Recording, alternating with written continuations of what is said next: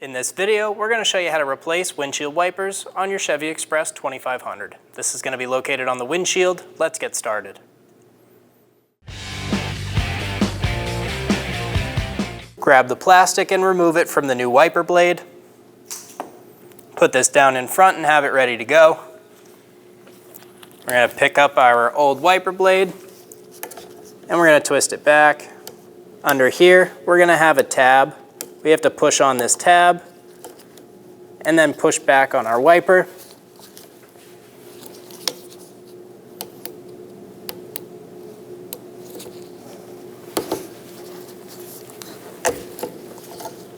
And remove it from the wiper arm.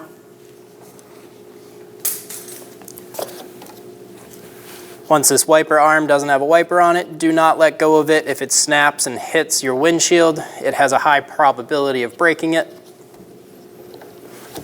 Install the new wiper arm, push it up into place. You'll feel that click. Give it a push down, make sure it's not going anywhere, and return it gently to the glass. Repeat the same process for the other side, and you're good to go. When only the best will do, demand TRQ. The only company that lets you view before you do.